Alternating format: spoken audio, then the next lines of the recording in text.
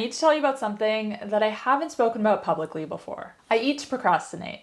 I work from home, alone. And when I don't want to do something, a task I'm avoiding, an email I'm putting off, my brain immediately goes to food. Not because I'm hungry, not because food is a reward, it's a dopamine hit. And for as long as I can remember, this has been one of the hardest things for me to manage. Let me know if you can relate. If I do meal prep, I end up eating it within a day. If there's sugar in the house, it's gone. I can't start eating something and leave it unfinished. If I start, I have to finish it. And look, I know what to do. I am a nutritionist. This is quite literally my area of expertise. I eat well the majority of the time. My lab markers are excellent. You would have seen that a few videos ago. But food feels like it's always on my mind. And maybe that does have something to do with my job. But I do feel like this is something that a lot of you can relate to. So when I started looking seriously into peptides and into retatrutide specifically, and I mean months of research before I even touched it, the thing that made me actually want to try it wasn't weight loss related. It was what people were saying about food noise. And I needed to find out for myself. Now, I've been exploring the peptide space for a while now. I was exploring it long before I posted anything on here. And if you've seen my peptide explainer video, I'll link it up above now, you know I don't come to these things lightly. This took me months of research, and let me tell you, I was skeptical of GLP-1s for a very long time. But after talking to my doctor, who was off the record supportive, I decided to dive in.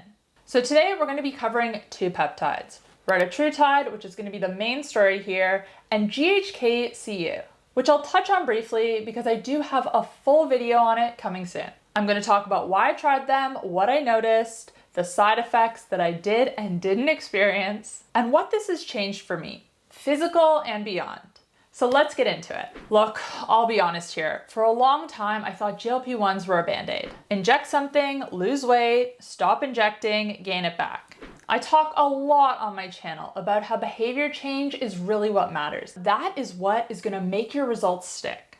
If you go on a crash diet, you might lose 5, 10 kilos within a month. You might get there fast, but you won't stay there. That I can guarantee. The behavior hasn't changed. The habits haven't changed. The relationship with food hasn't changed. So I dismissed GLP-1s for a while, until I started reading more carefully about the mechanism, specifically the impact on the brain, on reward pathways, on food noise. And I started seeing people that I genuinely respect in the health space talk about them more openly. Andrew Huberman being one of them. He started covering a lot in this space. People I trust in research started sharing data that I couldn't ignore. And I realized that I've been thinking about this wrong. Because if a peptide can actually change your behavior around food, not just suppress appetite, but change the way your brain responds to it, that is not a band-aid. That is potentially one of the most powerful behavior change tools that we have. And behavior change is everything. That's when I started taking this seriously. If you haven't seen my full peptide explainer video, I'll link it above, but here's a quick recap. Retatrutide, or Reta for short, is a triple agonist. It targets GLP-1, GIP, and glucagon receptors. Early trial data showed over 20% body weight reduction. It's currently research use only, not yet available for clinical use. Now, I'm not going to tell you where to get it or specifically recommend it to you. What I'm sharing today is my experience and what the research shows, so that when peptides do become more widely available, you know where to start. You have the information you need to know whether or not it's right for you. Now, I am on probably the lowest dose possible, way lower than what is being used in clinical trials. I want to be clear about that because what I'm about to describe is not from a high dose. This is microdosing. Now, one of the first things I noticed, and this was kind of what I was hoping would happen, was my relationship with food and procrastination. As soon as I had that thought, as soon as I was doing something or had something to do that I was putting off, and I would think, I could eat now, that thought would leave my head as quick as it entered. I would have a quick run through of what was in my fridge, what I could go out to eat, and it was just a thought. I would kind of think, okay, none of that sounds good. Back to what I'm doing. That thought would come, but it wouldn't have the usual pull. It's like the reward pathway that used to fire when I would be thinking about food like this just doesn't fire strongly anymore. And don't get it twisted. I still get hungry. I still enjoy food, but I'm eating because I'm hungry, not because I'm bored or trying to avoid something. For the first time in my life, I can take 2 bites of cake and put it down. Those 2 bites were good. I enjoyed them. I don't need any more. Whenever I hear people speak about intuitive eating, when they say, just eat whatever your body's craving, your body knows how much to eat, whatever you're craving, just let your body have it. That has sounded absolutely absurd to me. Because if I did that, I don't think I could be stopped. And people will say, no, you just have to give in, and once you do that, you're gonna feel better. Everything will fall into place. That has never been the case for me. But the feeling I have when I'm on Retta, the way I am in control of my hunger and my cravings, this feels like what these intuitive eating people are talking about. But I don't think there was any way I could actually genuinely do that naturally. Maybe that works for some people. Never been the case for me.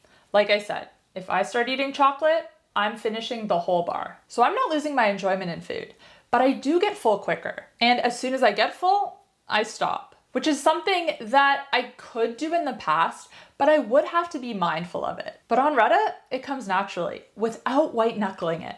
And again, I want to reiterate, I am on the tiniest of tiny doses, and it has had such a massive effect on me, in this way at least. And look, I want to speak to people who know exactly what I'm talking about.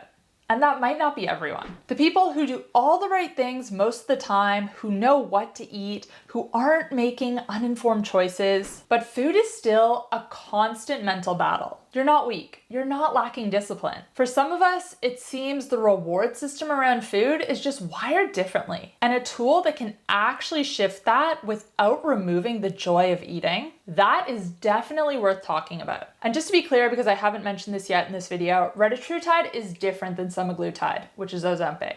It's different than tirzepatide, which is Mounjaro. It has the benefits of a traditional GLP-1 and then added ones. But again, I explained that more in my previous video. Now, here's what I didn't expect. Whatever is happening between these reward pathways in the brain, it's not just impacting food. I have not skipped a workout in months. And this is not normal for me. I'm consistent, I love a routine, but to be this disciplined, I have never experienced this before. My strength training routine is the most locked in that it has ever been. I'm hitting my protein targets. I'm recovering properly. It's like the mental friction between knowing what I need to do and actually doing it is reduced. Now, I'm not claiming this is going to be everyone's experience. This is just what has happened to me. But honestly, I have been blown away by it. Now, I'm not doing this to lose weight. I haven't weighed myself at all during this time.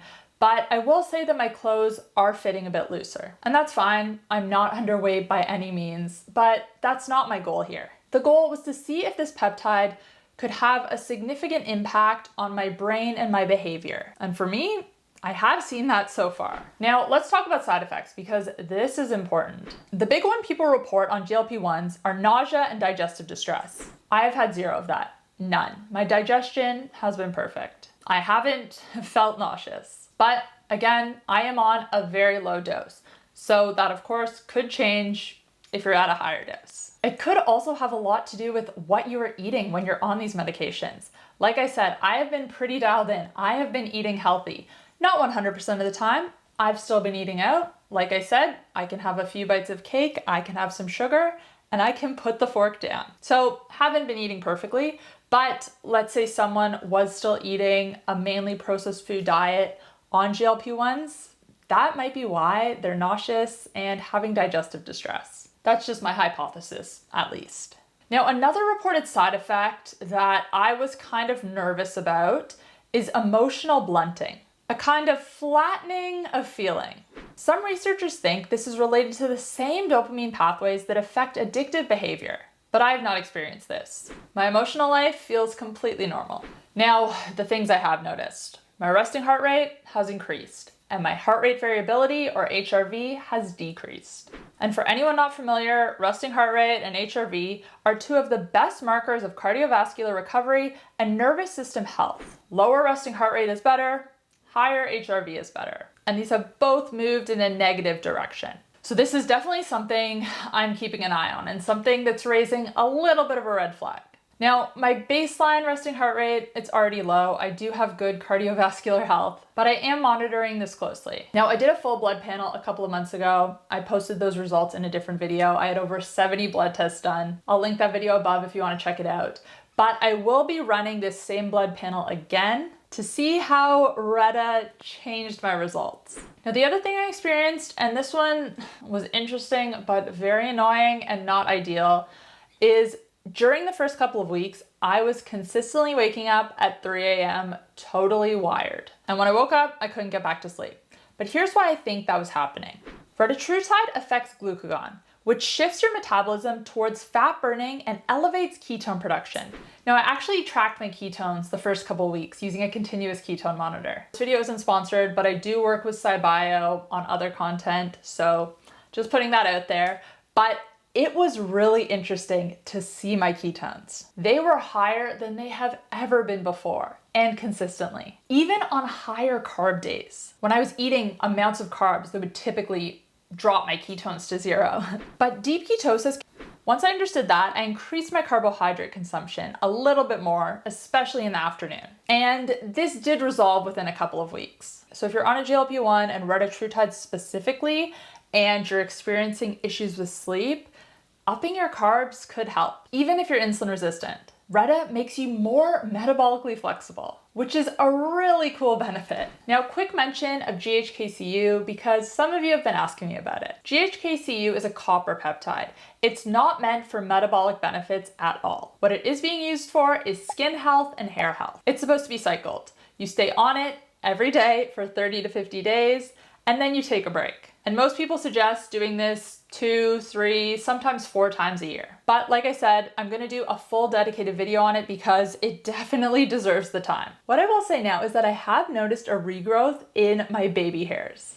My hair in general feels pretty healthy and pretty thick. Now, I haven't had the chance to fully analyze my skin yet, but I did take before photos. I have been taking progress photos, so I will sit down and go through those and share those results in the next video. Now, I want to end on this because I think it matters. There's this culture in the health and fitness space that looks down on anything that makes the process easier. Like the struggle is the point. If you don't white knuckle your way to results, they don't count. And I disagree with that completely. We don't get a prize in life for making things harder than they need to be. If a tool, whether that's a meal prep strategy, a training program, or a peptide, helps you to build the behaviors and the consistency that actually leads to long-term health, that is a good thing.